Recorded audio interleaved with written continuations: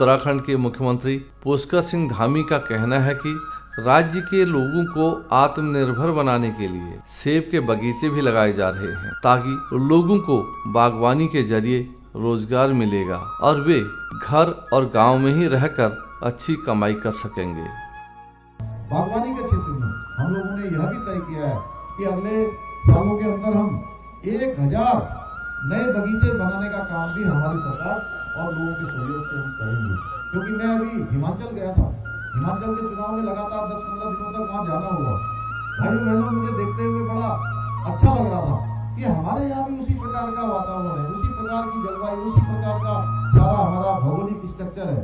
और वहाँ जिधर देखिए, ऊपर देखिए तो सेब के बगीचे, नीचे देखिए तो सेब के बगीचे, कहीं खत्म ही नहीं होते थे सेब के बगीचे।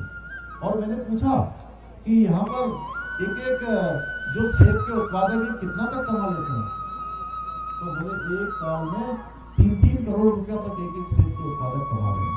और एक गांव ऐसा था, चौपाल के आसपास का गांव, वो गांव एशिया का सबसे ज्यादा बागवानी के क्षेत्र में अर्जन करने वाला गांव था। मतलब सबसे ज्यादा अगर किसी की वहां पर उनकी कमाई होती है सेब के उससे, व्यापार से, अन्य चीजों से, बागवानी से, तो वो गांव जो है, मैं समझता हूँ कि 3 करोड़ से भी ज्यादा रुपया उस गांव के लोग कमाते हैं। एक गांव में एक व्यक्ति, इतनी बड़ी वहां पर व्यवस्था है। उस व्यवस्था को कहीं ना कहीं हमको भी, क्योंकि दूसरे राज्यों से हम लोगों ने तय किया है कि दूसरे राज्यों में जो भी अच्छी योजनाएं चल रही हैं, अच्छे काम हो रहे हैं, उन सभी को हम एडॉप्ट करेंगे। मुख्यमंत्री पुष्कर सिंह धामी का साफ साफ कहना है कि बागवानी और औद्यानिकी का क्षेत्र आत्मनिर्भर होने के लिए सबसे अच्छा है। सरकार प्रदेश में बागवानी को बढ़ावा दे रही है, जिसके लिए धनराशि उपलब्ध कराई गई है। वहीं बागवानी के क्षेत्र में लोगों को जोड़ने के लिए मिशन के रूप में कार्य किया जा रहा है।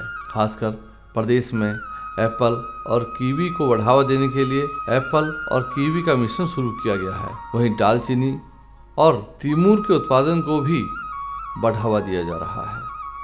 उद्यान के क्षेत्र में, बागवानी के क्षेत्र में काम करने वाले लोगों को मौका मिलना चाहिए, जो हमारे लिए आने वाले समय में एक तरह से मैं कहूं कि एक बहुत बड़ा आत्मनिर्भरता की ओर बड़ा कदम होगा।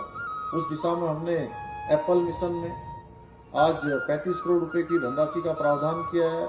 इसी प्रकार से कीवी मिशन में भी धनराशि को बढ़ाया है। दालचीनी को भी प्रमोट कर रहे हैं, तिमूर को भी प्रमोट कर रहे हैं, फल सब्जियों को अनेकों प्रकार से। और इसी प्रकार से आज अनेकों क्षेत्रों में पॉली हाउस का निर्माण करने के लिए हमने लक्ष्य रखा है कि अगले सालों में हम 50,000 पॉली हाउस राज्य के अंदर जो है नए बनाने के लिए प्रोत्साहन करेंगे, सहायता राशि प्रदान करेंगे। हमारी विकास योजनाओं के केंद्र में युवा, किसान और हमारी मातृशक्ति, जिनका इस राज्य को बनाने में, राज्य को चलाने में बहुत बड़ा योगदान है, और मातृशक्ति का सशक्तिकरण हो, यह भी हमारी योजनाओं में शामिल है।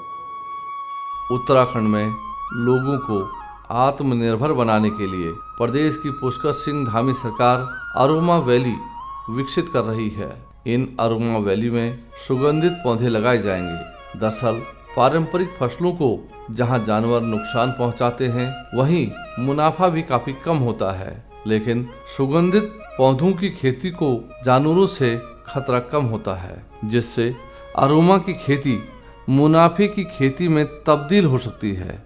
प्रदेश के दूरदृष्टिवान मुख्यमंत्री पुष्कर सिंह धामी ने इन बातों को ध्यान में रखा और उन्होंने अरोमा वैली विकसित करने का निर्णय लिया।